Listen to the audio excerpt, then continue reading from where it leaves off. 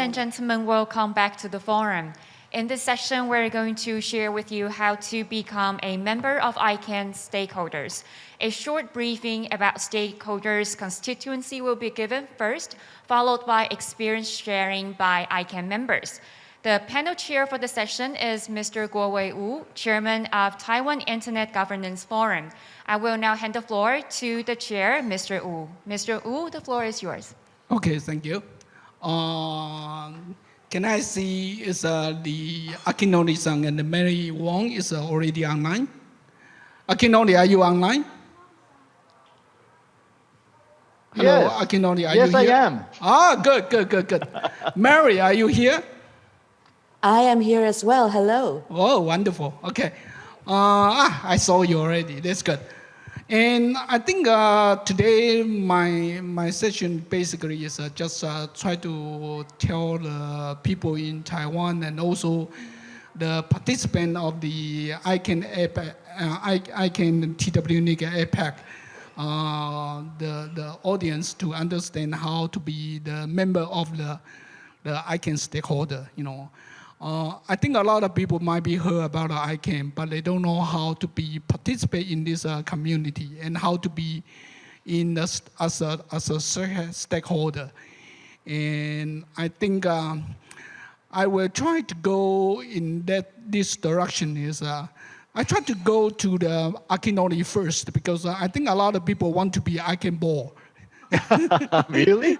Many people try to be the I doubt ICANN it. board member, so I think Akinori, can you just telling the audience, and what is the function of the ICANN board member doing? And second All right. of all is how to apply or go through the channel to be an ICANN board. Go ahead. Okay. Thank you very much, Koei. Hello, everyone. My name is Akinori Maemura, member of the board of directors of ICANN. And then, yes, I'm really happy to be here. And then, by the order of my predecessor, Koei, I need to answer some question. ICANN board is the basically the major primary decision-making body of the ICANN, but it is according to the the other part of the ICANN, the consideration through the other part of the ICANN, and then ICANN board receive recommendations and some approval request, and then ICANN board approve it, and then that will be the ICANN's decision. These days, after the INO transition in 2016, we have institutionalized so-called empowered community, which is taking some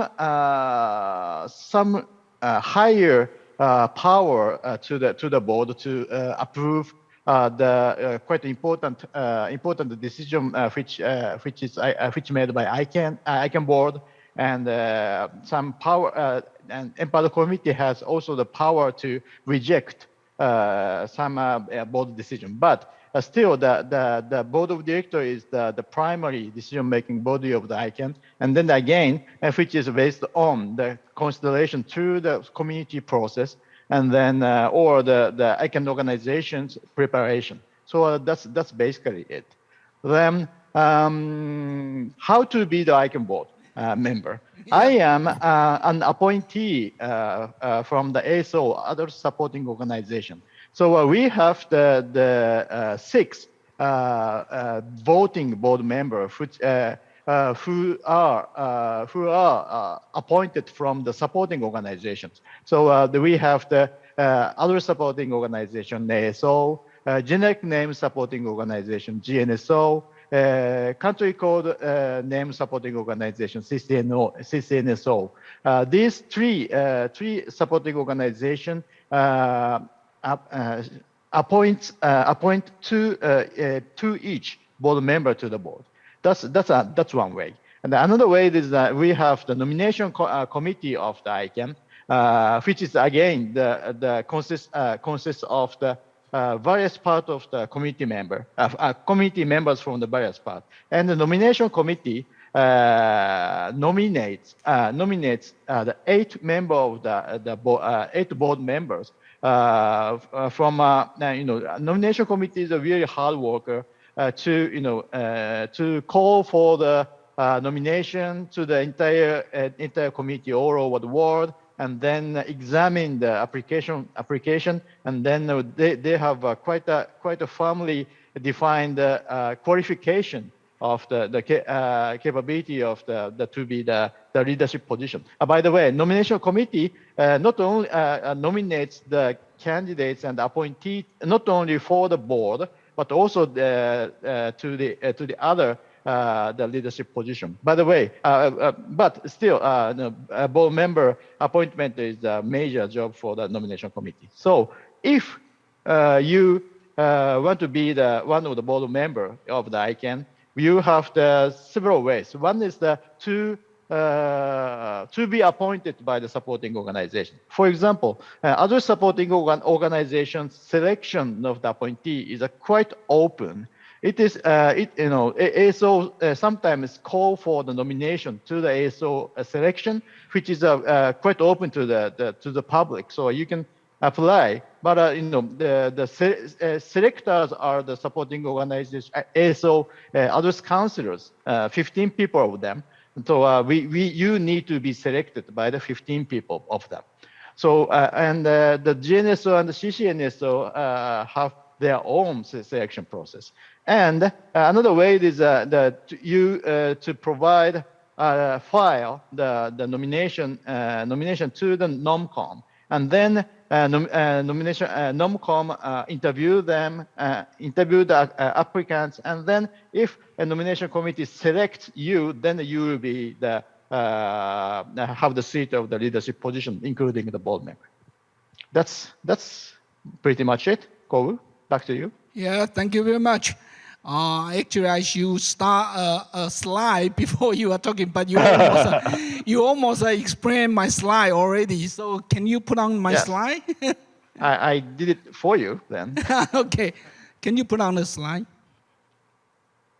Okay. Actually, I think Akinori and Mary, you can see the slide, right? Yes. Okay, good. Actually, this is quite much about Akinori mentioned about. Although this is the board of the director of the ICANN, but from where they are and where they came from, it's already explained to you what is ICANN community and what is a constituency and what is a stakeholder.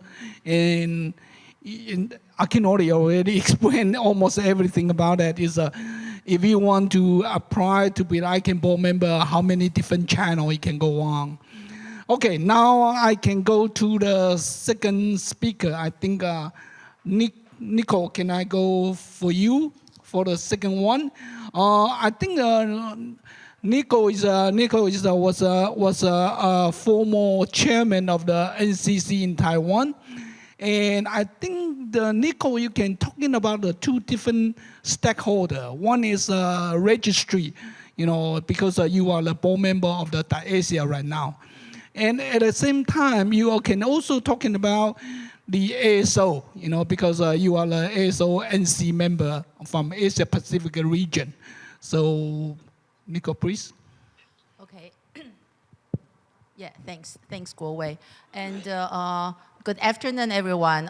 As Akinori-san has already mentioned about the ASO, so I think I can start with the function of ASO, and you can also see the ASO position in the slide. Yeah, Guowei has mentioned. What is the ASO? The ASO is the Address Supporting Organization. Is comprised of representatives of 5 RIRs. It is also one of the 3 supporting organizations called for the ICANN bylaw, as Akinori-san mentioned. The 5 RIRs, maybe I can introduce the 5 RIRs. The 5 RIRs composing the ASO they are ethnic, APNIC, ARIN, and LACNIC, and RIPE NCC.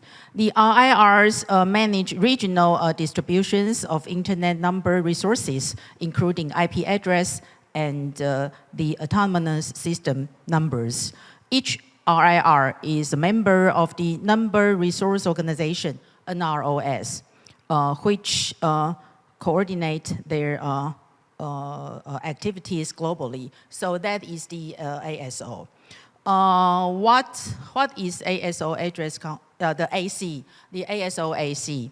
ASO is responsible for advising the ICANN board, as the Akinori-san is the board member right now, on global policy issues relating the operation, the allocation, and the management of the Internet Protocol address. So the Address Council, the ASO-AC, consists of the 15 members of the NRO-NC. The NRO-NC is a body of 15 volunteers. The ASO-AC responsibility include oversee the global policy development process, the GPDP, and provides recommendation to the ICANN board concerning the recognition of the new RIRs. And the other responsibility is very important. Appoint 2 voting members of the ICANN board of directors, as Akinori-san mentioned, and other appointment in other ICANN bodies. And the other responsibilities provide advice to the ICANN board on internet number resource allocation policy in conjunction with the RIRs. Developed procedure of conducting business in supporting of their responsibilities, in particular for the appointment of the ASO-AC chair and the definition of the chair's responsibility. So right now I'm the ASO-AC. So what are ASO-AC's focus for 2021? The first focus is the appoint the ICANN board seat number 9. So recently we spent a lot of time process the procedure of the appointing procedure for the board seat number 9. Appoint member to the ICANN, Noncom, and other groups as required. Participate the RIR global policy process and track outgoing global policy proposal. Review the current ASO-AC operating procedures, and if changes are required, follow procedures for updating the guide. So that is the introduction of ASO. And how to be the ASO member? I think, if you are interested in the ASO-AC member, I think most individuals get involved in the ASO through the affiliation with the RIR. Yeah, so if you are interested in this position, I think you can collaborate with the regional, the RIRs, and spend your time. I think later we will discuss about the characteristics and the skills. Yeah, I think the most important things is that you have the compassion, you spend your time, and you have your commitment to the internet community. So that's all. Thank you very much. And the next one, I will go to the Mr. Lin. He is the Taiwan representative in the ICANN GAC.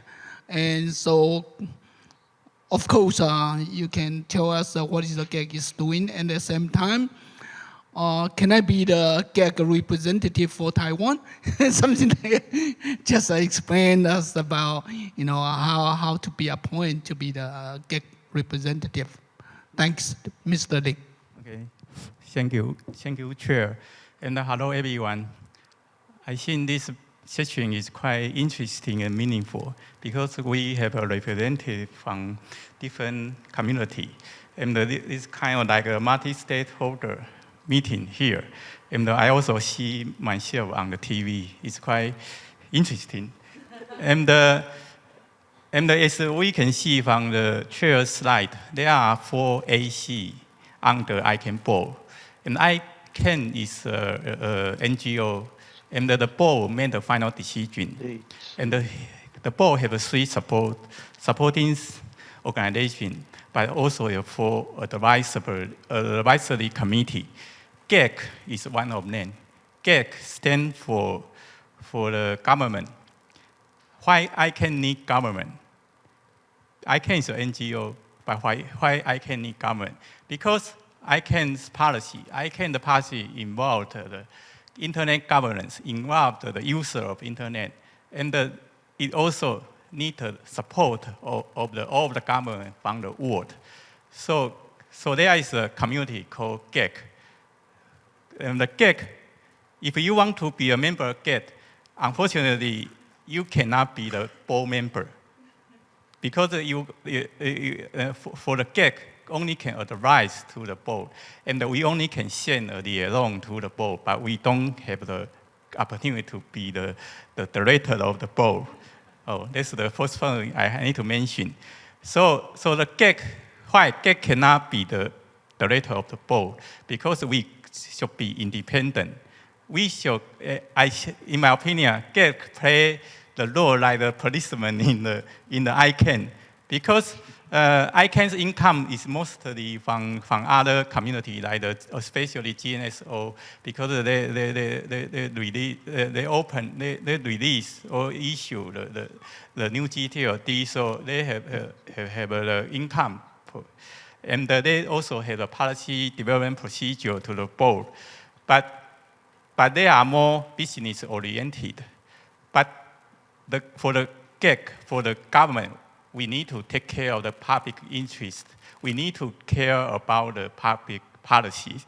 So according to the bylaw of the ICANN, it said the GEC shall provide advice and consider the activity of ICANN related to the concern of the government, particularly matters where there may be an interaction between ICANN's policy and the various law and the international agreements. And the others may affect public policy issues. So we get concerned about public interest, and we concerned about the protection of the internet user. So our member only open to the national governments. All distinct economies as recognized in international fora. All multinational government organizations, or treaty organizations. And actually, our meetings are quite open. You can see how we discuss during the meeting, physically or online. But you only can listen or watch it. If you want to express your opinion, you want to be included in the GEC email list, you want to receive more document, or you want to hold a position in the GEC, you need to ask your GEC representative, your country's GEC representative, to submit an application form to the GEC support staff, and they will include you in the GEC list. You will become a member of your country. So if you are Taiwanese, you work for the Taiwanese government. The second condition is you also need to hold a position in your public administration. So your government should be a member of GEC, and you also hold a position in your government system or in your international government organization. Then you can ask your GEC representative to apply your members position in the GEC. So if you are Taiwanese, you can come to me. I will help you to participate in the GEC meeting, and you can express your opinion and actively participate in the discussion. But if you are other country, you can ask your GEC representative to do it for you. And I want to mention one point is the GEC. Although GEC is just an advisory committee, but our advice to the ICANN board is quite important. The ICANN board should follow the guest advice. If they cannot follow, they need to state the reason why ICANN board cannot follow. And for the get consensus advice, it means all the get members agree with this advice. Right? Actually, right now we only provide the consensus advice. The ICANN board should follow it. If they want to reject it, there should be no less than 60% of the board to reject it.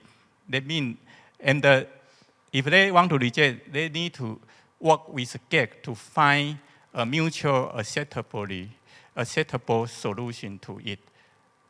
And unfortunately, in the end, ICANN board still want to reject it and cannot find a mutual acceptable solution to it. It also need to state a document to the guest to express the reason. This is my part. Thank you. Thank you very much for Mr. Lin. And Mary, I will put you into the last, okay? Because you are so complicated. So I go to the Joy first. Joy, you are kind of the TWNIC, representative. So you definitely is a member of the CCNSO. So can you explain to us? And maybe you can explain a little bit different between the CCNSO and the CCTOD, because some of the CCTOD is not a member of the CCNSO.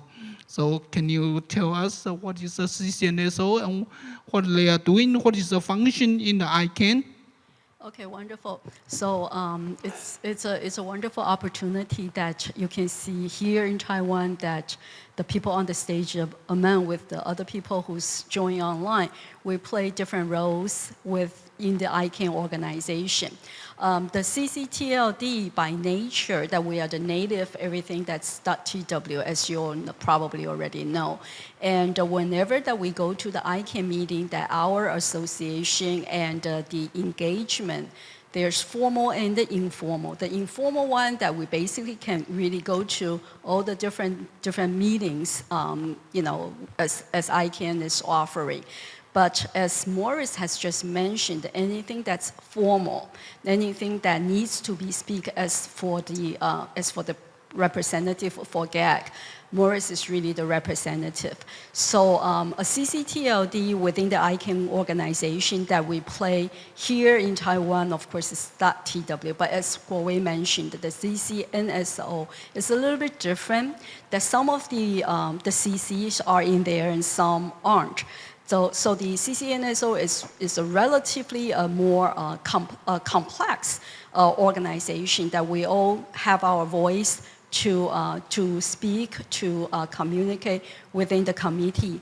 And here we are as the CCTLD that we're representing the Taiwan organization, and we try to really to get the best benefit or the advantage out. And the CCNSO as a numbering organization that we work with very closely, and that's how we are pretty much working together. Okay, I think take a pause here. Thank you. Okay, thanks. And the next one, I will try to go to the Manzu.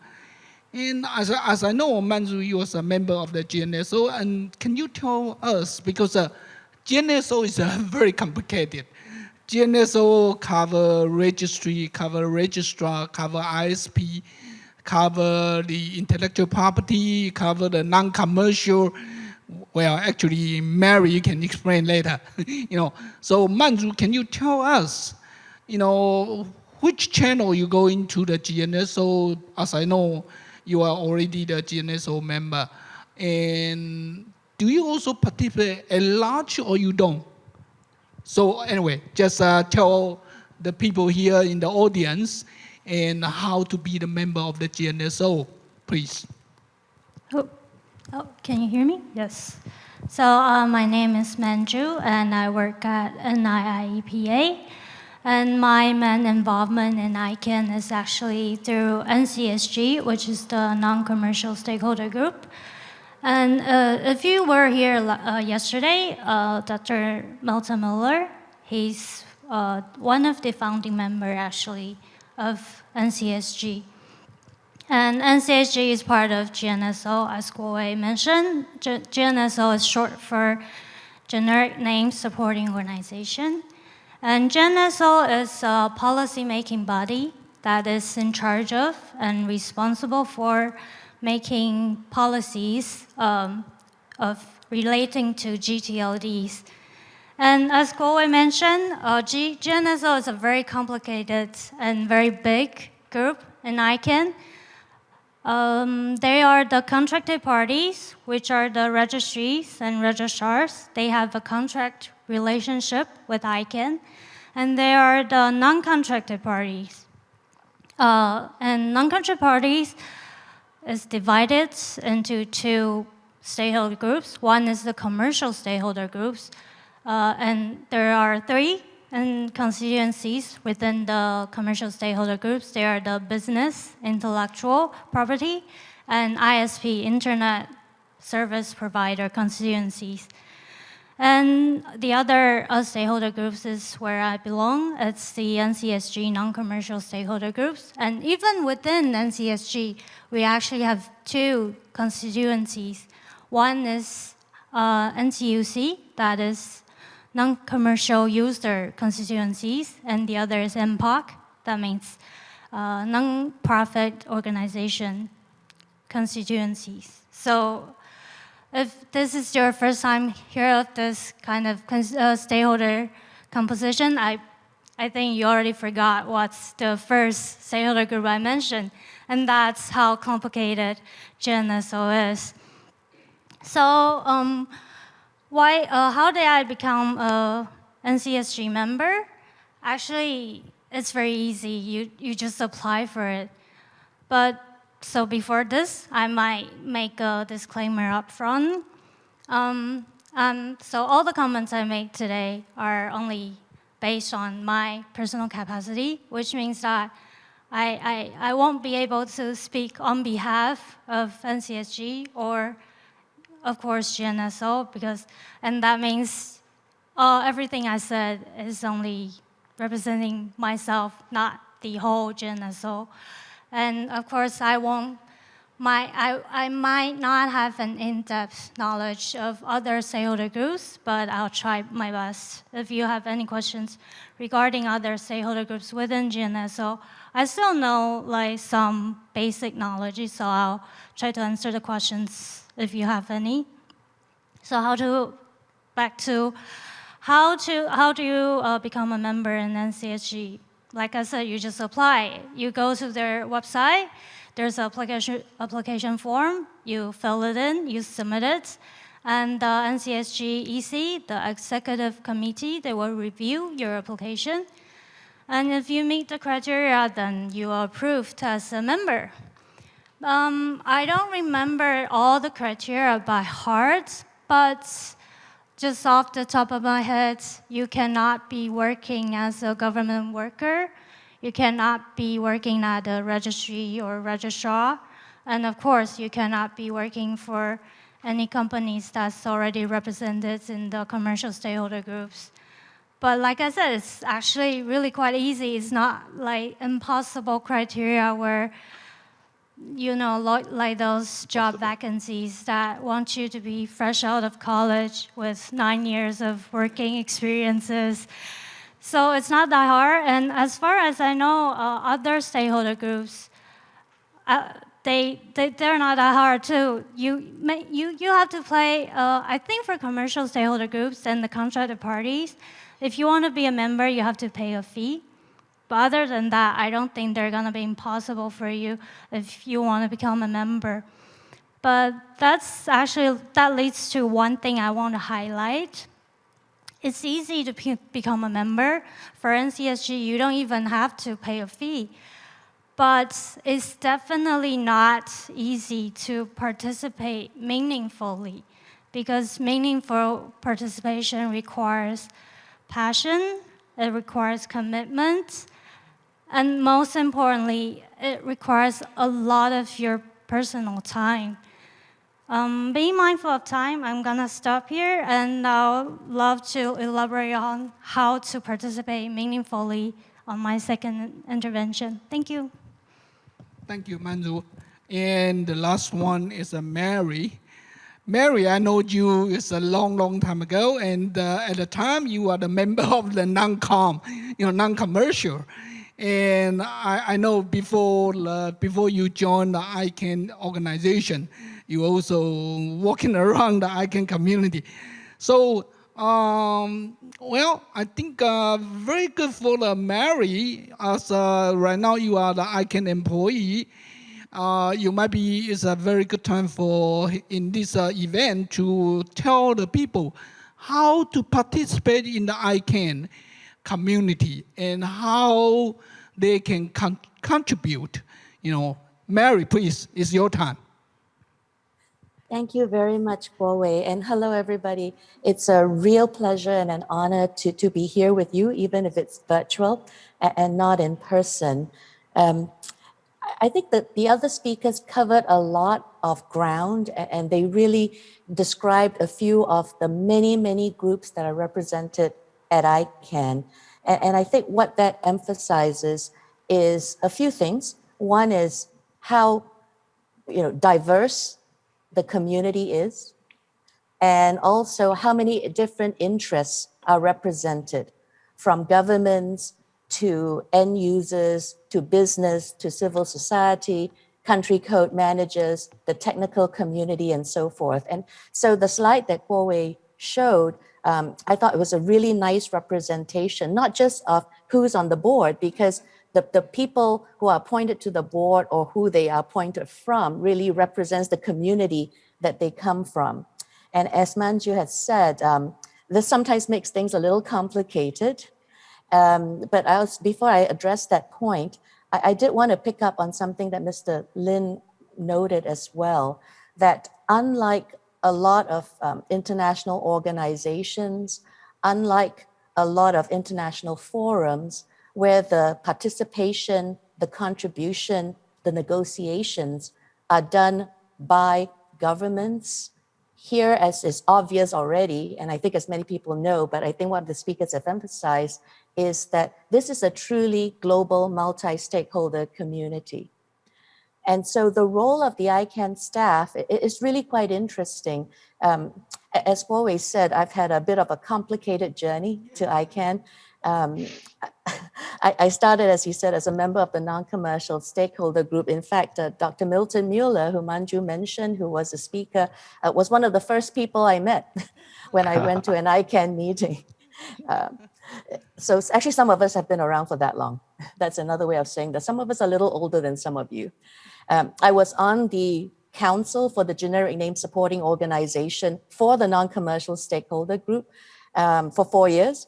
And then I was also briefly appointed by the nominating committee that Akinori-san mentioned to be on the council for the country code name supporting organization.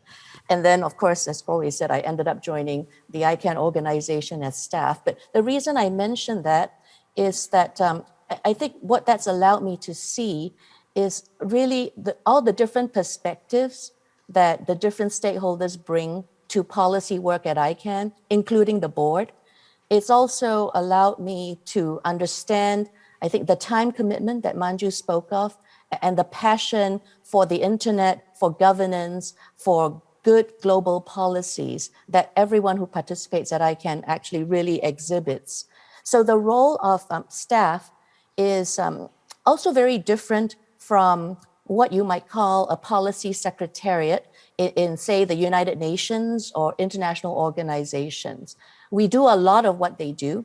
We do a lot of research. I'm sure Akinori-san understands that, because a lot of times he probably gets way too many papers from the staff to prepare for even just one board meeting. So we do a lot of research. Yeah, that's probably just for one meeting, right? Akinori-san. So we do research, we do a lot of drafting, we provide guidance to the board with background materials and so forth. And we do the same for all the community groups. So all the groups that you heard about and that are represented on the slide, the 3 supporting organizations, from the address supporting organization and the country codes and the generic name supporting organization, as well as the 4 advisory committees. And Mr. Lin spoke briefly about the Governmental Advisory Committee. We also have the At-Large Advisory Committee, which represents the interests of end users, including individuals. We have 2 technical bodies, one that represents the root server operators and another that advises the board on security and stability. So together, these 7 structures make up our community, and they each have a staff team that does the secretariat research and policy work. But the one thing that I will say, and then I'll hand it back to you, Huawei, is that the role of staff is to facilitate the stakeholder dialogue. And it can be very, very tricky. There are times where sometimes it looks like a discussion is going a bit off course, like maybe they're not focusing on the topic. But what I've had to learn coming in from the community and becoming staff is that as a staff member, you cannot advocate for any group or any view. You have to be very, very neutral, and you have to develop the skills that really facilitate those dialogues. Sometimes it's important, and I know that Akinori-san and Goe will back me up on this. Sometimes it's important for people to let off steam. Sometimes it's important to let the disagreement surface so that the consensus can be worked out once everyone understands the different positions. And so ultimately, the role of ICANN staff is to guide and facilitate those discussions. And when consensus is reached on a policy, whether it is in the CCNSO or the GNSO, or in some cases, if it's a global policy of the ASO, it is our role then to bring it to the board for their consideration. If the board approves and adopts those policy recommendations, it is then our role to go and implement them so that they become policies for our part of the internet. So back to you now, Goe. Okay, thank you, Mary. I think I start to open the floor. If you want to ask the question, go to the microphone. But at the time... Excuse me, Goe. I think I can introduce the registry as well. Okay. Yeah. As you can see, there is another role on the slide Guowei mentioned. That is registry. Yeah. I have another role that I'm the board director of .Asia. The moderator of last section, the admin, is the CEO of .Asia. So the .Asia organization is a nonprofit community membership based organization. The .Asia has the core mandate to promote the internet development and adoption in Asia. So at the same time, .Asia is the sponsoring organization and the registry operator for .Asia TLD. So there is a registry agreement between .Asia and ICANN. .Asia is committed to building a strong foundation of active usage and traffic to .Asia domain name. So right now, the .Asia has so many different projects for promoting the development of internet usage for Asia area and the usage of the .Asia domain name. So that is the registry. Yeah. Okay. Thank you very much. I think before have people asking on the floor, and I'd like to ask one more question that is a little bit tough, and I will put Akinori in the last. As you heard a lot, the people say you need, if you want to be participate in the ICANN, to be the member of the ICANN stakeholder, you have to have a patience. You have to have allocate your time and contribute yourself. And I'd like to ask you to share your experience. Is how much time to take you in your position? For example, I think I will try to go from the Manzhu first. As you are the member of the Noncom, can you tell us how often you need to go to the Noncom, the meeting, or how much to take your time in participate in Noncom, please? Thank you. So in NCSG, we have a weekly policy meeting, which is, not weekly, sorry, monthly policy meetings, which usually take over more than 2 hours. That's not that much, but I'm actually currently also in a working group, so I'm a working group member. I work at the EPDP Phase 2A working group, and we have weekly meetings, which is 1 hour and a half. But between the meetings, we have a lot of homework because we have to have something to discuss in each meeting. So before the meeting, we need to do the homework. There are so many documents that the staff keeps sending us to review, to add your opinion, and the staff will always be like, please do your homework. I see some groups, for example, NCSG, we're kind of notorious of not doing our homework. Because, like I said, we don't, in NCSG, you don't have to pay a fee to apply. You just become a member. And other stakeholder groups where they have to pay a fee, they had the money to, hire a secretary who do the paperwork for them. But in NCSG, that's a huge problem because we're all there on our voluntary basis. We're not paid to be involved in ICANN. So it really requires a lot of passion. For example, You have a free lunch, do you? Well, sadly, like once I become an NCSG member and getting really involved, the COVID hits the world, so I never really got to get the free lunch benefit. That's very sad for me because I love food. But yeah, so that's what I said about being very committed to work at ICANN, especially if you're just an individual who's not working at a registry or registrar, or not even business constituencies, because business, you know how they have a lot of money, so they're paid to do everything they do in ICANN, but we're not. And aside from policy work, like whenever we finish one policy, they put out a final report and they open a public comments period. And if you are a stakeholder group in ICANN, most of the time, you have to write a comment about the report, and that requires time and requires energy too. So that's whenever you have to put out a comment, you have to write up the comment and stuff. So that's also part of the work if you want to be involved in ICANN. And that's what I mean by meaningful participation, because if you want to do all that work, it really takes up a lot of time for you. Yeah. Thank you.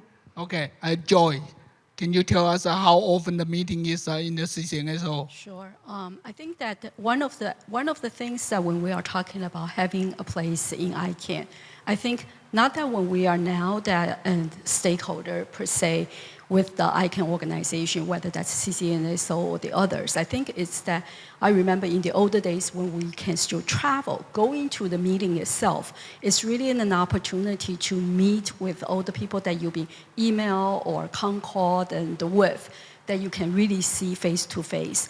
And I also want to kind of like echo with what Mary had said, that when we are in an organization such as ICANN, it's really in the place to learn how to listen and how to understand from the different stakeholders. Sometimes you have to let the steam out. You just have to be very patient and to understand exactly the points where they are so that the multi-stakeholder can come to some consensus. So it's much, much easier when we are seeing each other face by face, because then you can see by a person's facial expression, you understand sometimes the meaning behind what they are saying. But also I think it's very, very important that when we are now having the video calls and also the email groups, that when we are in there and having that discussions, it's how much time, how much understanding that we take one step at a time. It never happened overnight. So So I remember in the older days when I wasn't really participating so much, but just reading and understanding and looking at their reports, there's so much to learn and to understand. So it's not that when you are now the one stakeholder that you are at the committee, you talk and then you express and you're trying to get the consensus out of the multi-stakeholder. It's really sometimes also important to see from the different committee and their point of view and really working on the ideas behind it. So this is really when we are talking, as Guowei says, yes, it is a tough question because if you don't have that commitment, it's very, very easy to get lost, among with the thousands of emails. And it's the passions that we have to understand better, to understand more. So this goes back to yesterday when we having that one keynote speak, I think Prabhu says, the more actors, the better decisions. And I think that's also a point that in reflection to the multi-stakeholder. Okay, thank you very much. The next one I would like to ask Mr. Lin, because he's a GEC representative from Taiwan. And how much meeting, how much talk you need to participate and put you on? Because we are the taxpayer, we like to know is our tax really paid to the right person, please. Mr. Lin. Okay, thank you, Chair. This is a very interesting question. Yeah. Actually, if I have to say, GEC want to act as the policeman in the ICANN. So we need to look at every issue or every policy development in ICANN. So if you want to really get involved in all of the issue, and you really want to deeply understand it, I think the time is unlimited. Because you can tell, right now each time I can have 3 meetings, right?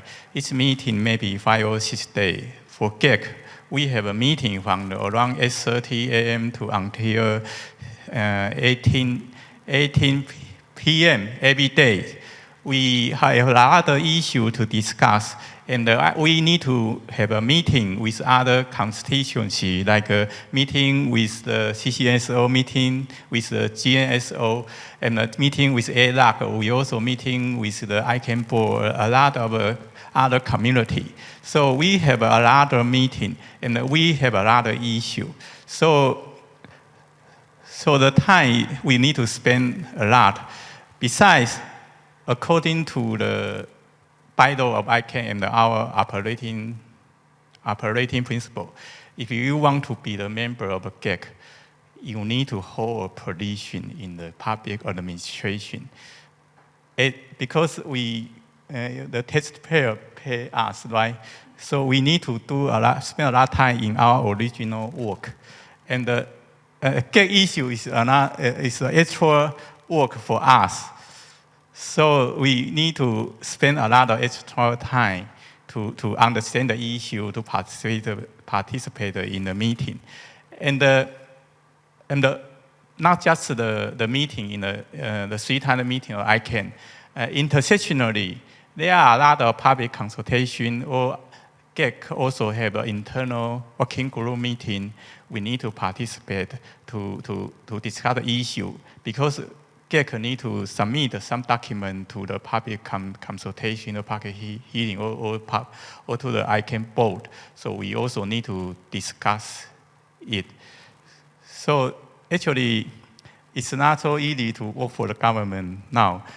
And it's also very difficult to be the GEC member now. Thank you. Thank you very much. The next one I'd like to ask Nico about the ASO, how often the ASO meeting is. I think you are new in the ASO just this year or last year. So you can tell us how often your meetings go on, how many hours you had to contribute in just participate in this ASO constituency. Yeah, okay, thanks. My turn of as a ASO AC is from this year, yeah. So as a ASO AC, the meeting, we need to participate the monthly conference call. Yeah, and in the past, at least 3 face-to-face meeting for ASO/AC. But as you know, after COVID, right now we are organizing the virtual face-to-face meeting. Yeah, that is maybe we need to open the camera. Yeah, so right now we are trying to organize the virtual face-to-face meeting. But anyway, we need to participate monthly conference call.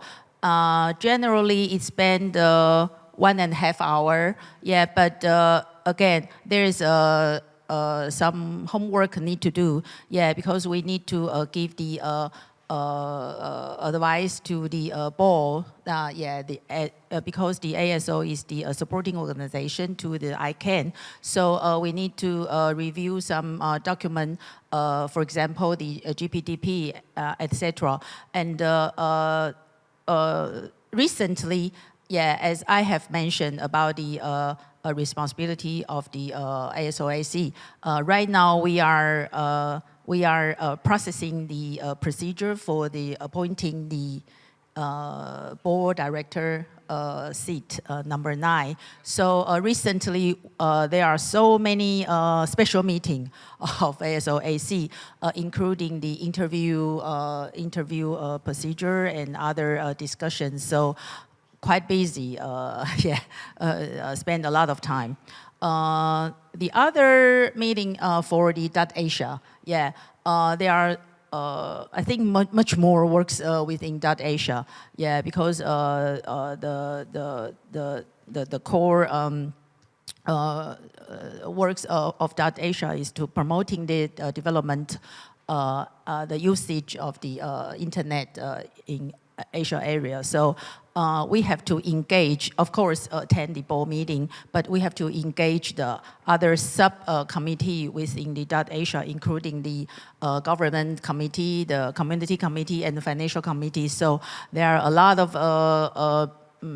conference meeting within .Asia. So I think, yeah, after I came back to the private sector, I spent a lot of time in the internet community. Thanks. Okay, thank you. Now go to the most exciting one. Akinori, you are the second turn, right? So Yeah, that's the second time. you already have more than 3 years in the ICANN board. Correct. Tell us how busy of the ICANN board member is and how much time you spend on it, please. Right. Yeah, that's quite tricky question, by the way. Yes, I was, after you told me I need to make some response later, and then I counted up to how many meetings web conference I had this week, and then the number was 9, and then the 9 is not really the big number, but the problem is these 9 are allocated, or they're seated in very early morning or very late at night, like 11 p.m. From midnight and 5 a.m. and 6 a.m. kind of thing. So in my case, my day job doesn't allow me to spend many time for the ICANN business. I need to somehow concentrate it in my day job in the daytime. Then in my case, my nighttime is quite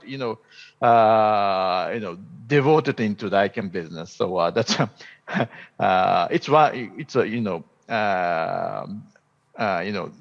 daytime is for my day job and the nighttime is for ICANN kind of thing. So it is quite hard. And then our commitment is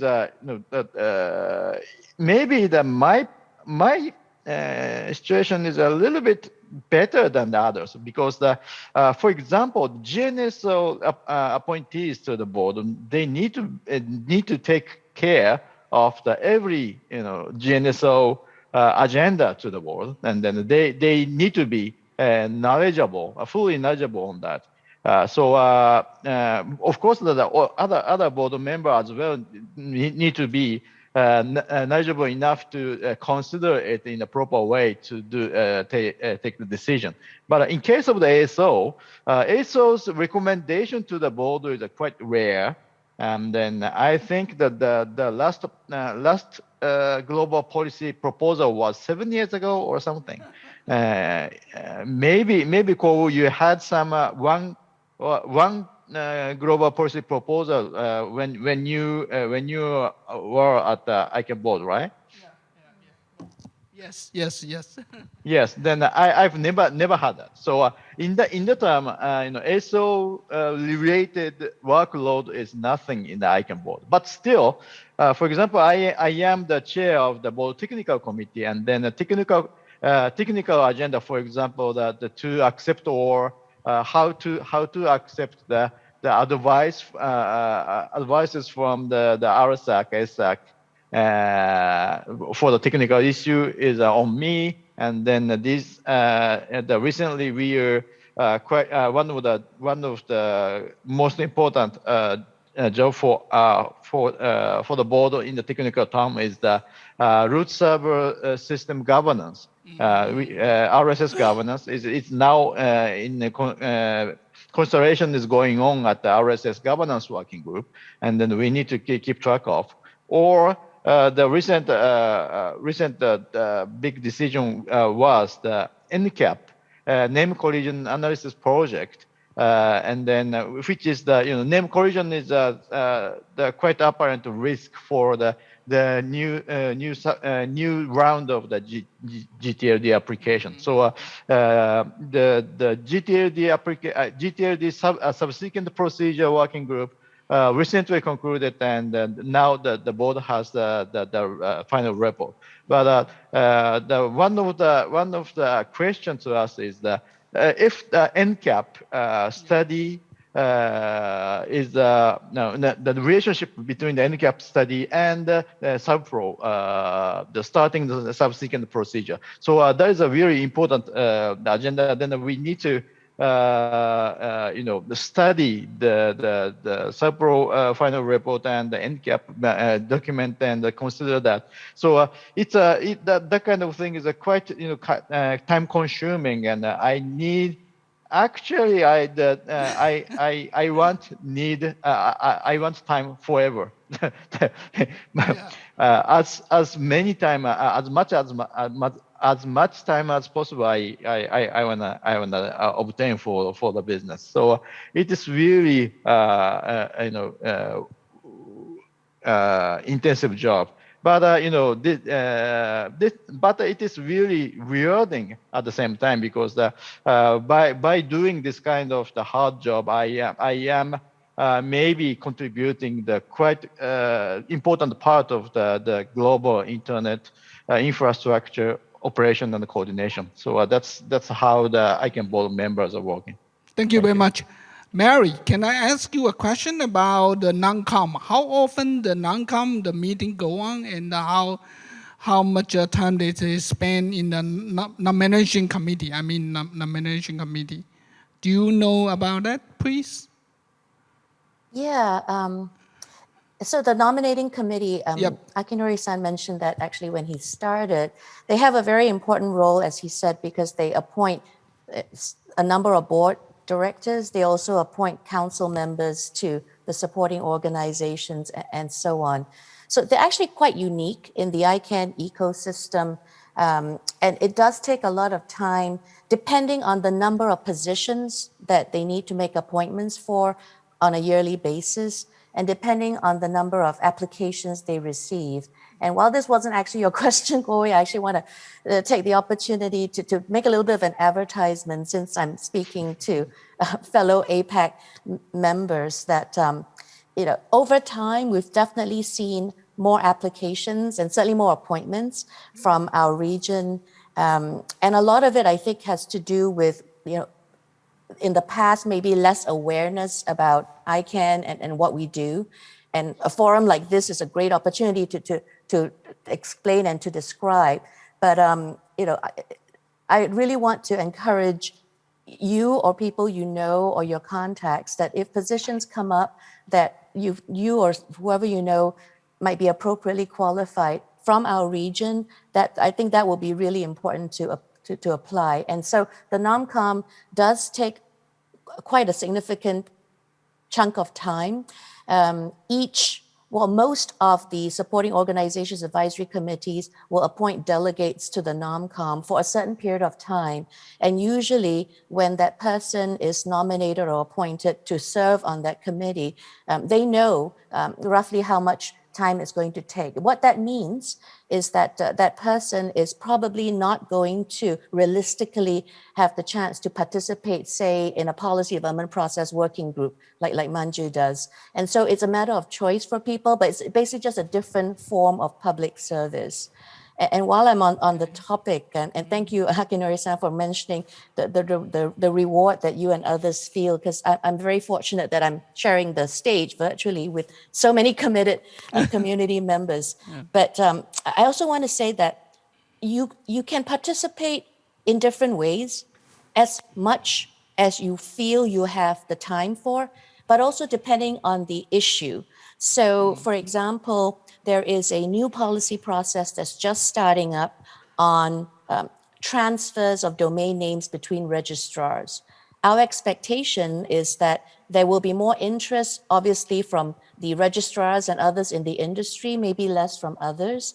At the same time, another process that we're starting up has to do with internationalized domain names, or IDNs. And we expect that the interest there to participate will be probably more global, and hopefully will also include people from APAC. And lastly, there's ways to participate that really are maybe less active. And for that, some of you may know my colleague Sabrina and her colleague Jia Rong out of our APAC team. There are regional events, readouts, newsletters to keep informed. And Manju mentioned public comments for potential policies before they're adopted by the board.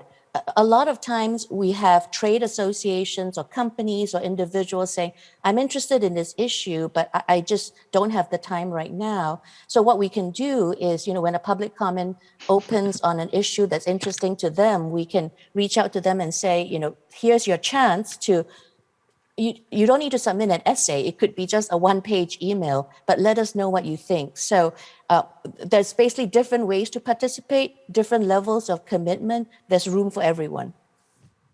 Mary, thank you very much. I think you raised a very interesting question, and also it's just I'm thinking about how we end up these sessions. If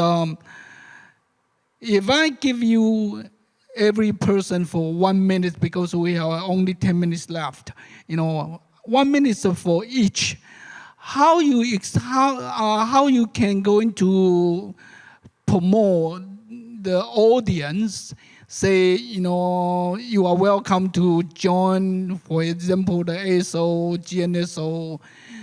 What kind of people you like to invite them to join you? Everyone in 1 minute, please.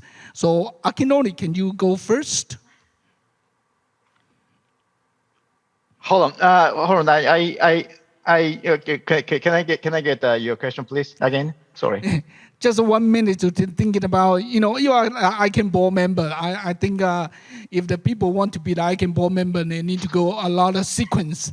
But I think as an ICANN board member, at least you can tell the audience here, how you want the people go to the public forum to ask a board member, please, in 1 minute. In 1 minute. It's really tricky question, but I think that actually, I think some of you noticed that I am currently the one single board member from the Asia Pacific region. So the Asia Pacific region actually has the more than half of the population of the entire globe. Then Asia Pacific region need more representation from to the ICANN or some other the forums. I'm really appreciate if you consider file yourself and then nominate yourself to the leadership position. So, Nomcom is one of the way, and then ASO AC member is one. The ASO appointee is one another way. Today I am talking for the ICANN, but I am also very happy if someone thinking about for the APNIC or for APTLD, whatever involvement to the advance the global internet, I'm really happy to have that. Thank you very much. Thank you very much for Akinori. As Mary and Akinori talking about it, is we need more participants from Asia Pacific regions.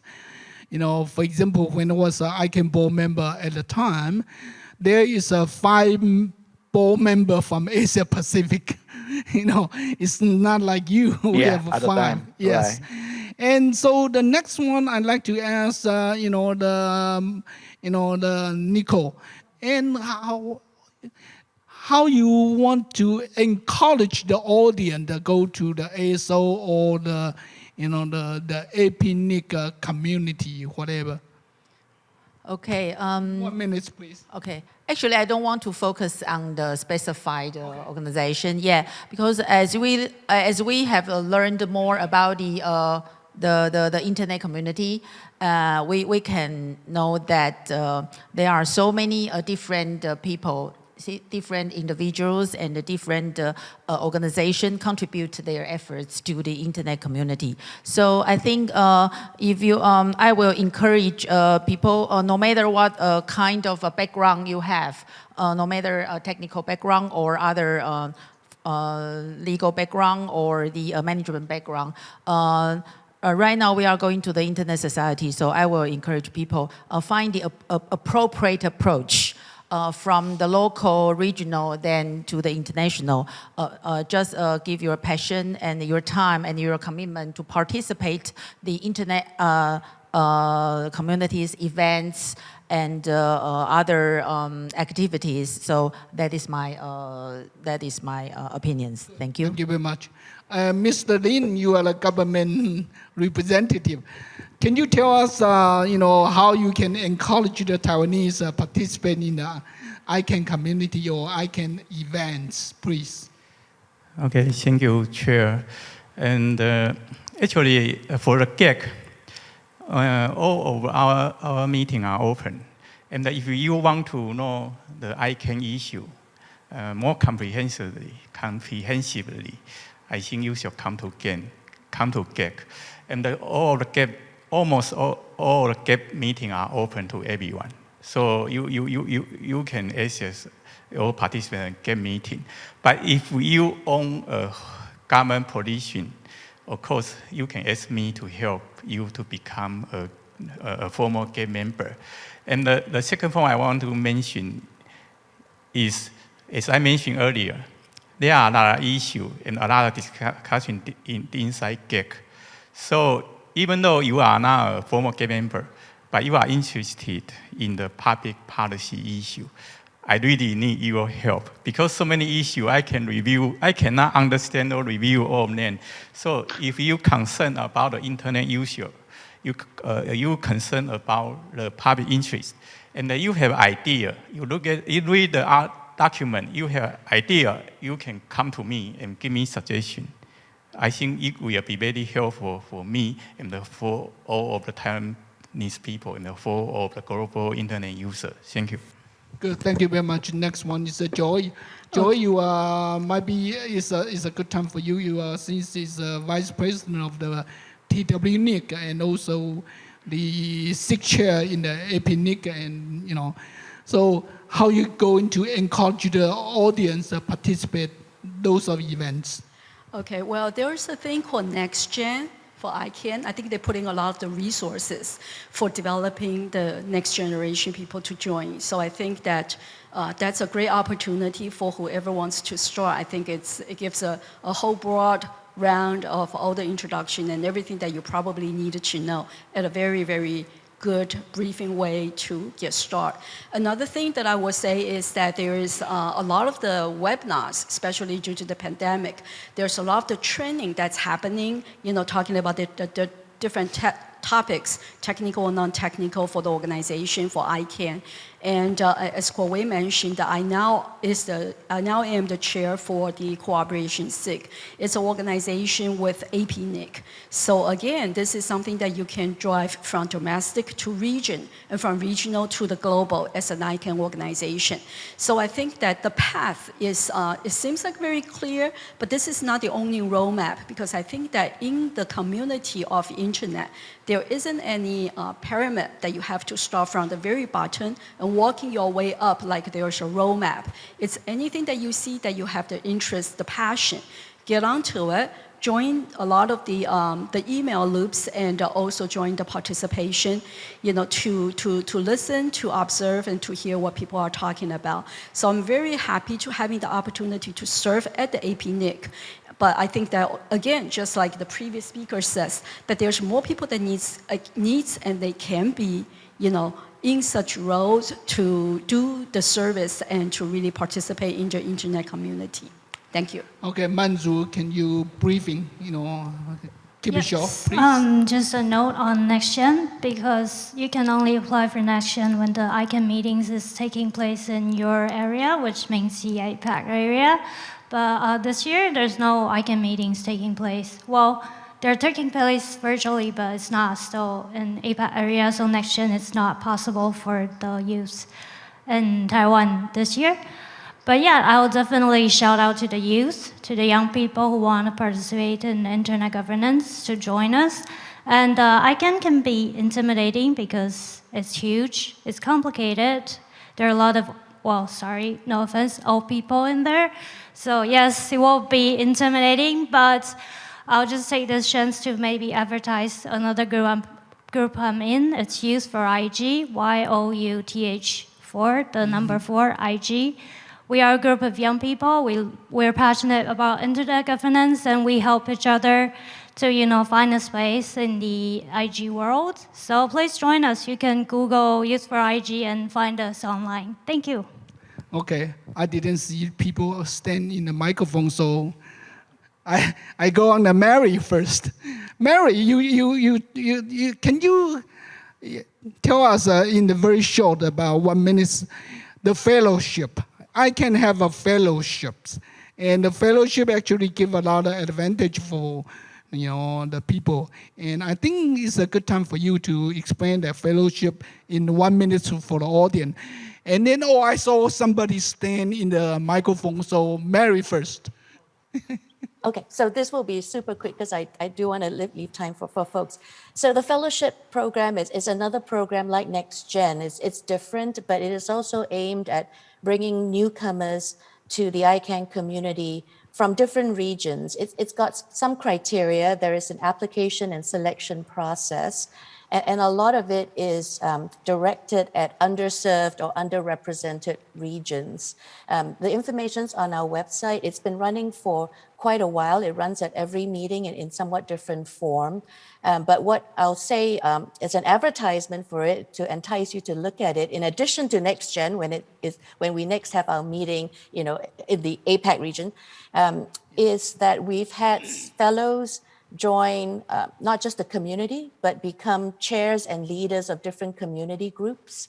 We've had fellows join the staff, and perhaps most significantly, we've had fellows become members of the board of directors. And in fact, our current vice chair of the board is a former fellow and a member from the at-large community. So that's a really good program to get started in. We've also got some online learning, and thank you, Joy, for mentioning that as well. And the last thing I'll say is, from my perspective on ICANN.org as staff, it's easy. Reach out to us, to the staff, and in particular for Taiwan and the APAC region, reach out to Jiarong, Sabrina, and our APAC team. They will have all the information. They're lovely people. Hopefully, I don't seem like an unlovely person either. But we will be very, very happy to help guide you. Okay, thank you very much. And I saw the two people stand in the microphone. I go to, let me see, Inju first. You should follow the protocol. Okay, it didn't Kenny follow the first. protocol. Sorry, Kenny first. I didn't see you because the spotlight, It's okay. go to my eye. It's okay. We can replace the chair. Okay, just Kenny Huang from TWNIC, also APNIC. And just 2 points. First, let's speaking on my personal capacity, not on behalf of TWNIC or APNIC.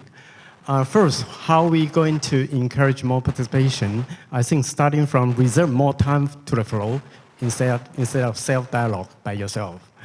Second, actually there are several ways, different level of participation and different kind of engagement.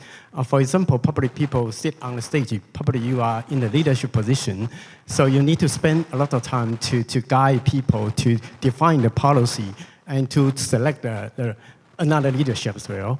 But actually, participant internet community we should encourage people to participate instead of scaring walk away, because to have such commitment actually is quite hard. So how you can persuade people to participate? I think starting from the easier part, for example, actually taking ICANN as an example, you can participate in ICANN from different constituency. And also there are different kind of participation. For example, like we are running the virtual meeting online, and there are several opportunities. You can participate in that kind of virtual meeting, and there are several mailing lists. You can participate in mailing list. In addition to ICANN, also we have different kind of internet governance organization like IETF, like APNIC, like Internet Society, like APIGF, things like that. So actually there are tremendous choice you can make. And so we try to encourage people to participate, not such very meaningful participation as Manju mentioned. Basically, you just need to identify if you feel something is really interesting, you feel something really need to explore, or sometimes you feel something probably is beautiful. You're willing to spend your time and to look at it. I think that's a good starting point. That's it. Thank you. Thank you very much. And the next one is Inju. You are the last, please.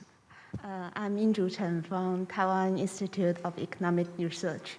And my question is how to attract more younger generation to involve ICANN or this IGF community. So it is very high barrier to Taiwanese younger generation to join this community. So I know there are many resources online and many documents to read. So how to lower the barrier and make them have passion to join this group? Thank you. Thank you very much. And I think actually Mary already talking about the new generation to participate. I can, but I think because our time is almost up. So can we approach to thank you all panelists, including from the Japan, and Mary, you are in the USA? You are in the US, okay. And also the people on the stage. Thank you very much for you to sharing your experience to us. Thank you very much, Mr. Wu, for chairing the session. And also, we would like to thank all panelists for sharing your experience and for walking us through various ICANN constituencies. We would like to invite all of you to join us on stage for a group photo. And we would also like to invite Dr. Kenny Huang onto the stage to join us for the group photo. Since we're very pleased to have all these different stakeholders participating here today and to have dialogue. So we would like to take this opportunity to take the group photo and to mark this significant milestone. All right, so please take a look at our photographer in the middle, right here. All right. Can we also have another group photo with your thumbs up? Thumbs up for the group photo. Yes, thank you. All right, thank you very much for your participation. Dr. Huang, Mr. Wu, and Ms. Joy Chan, please remain on stage as we proceed to the next session. And Mr. Lin, Ms. Nicole Chan, and Ms. Chen, please take your seat downstage.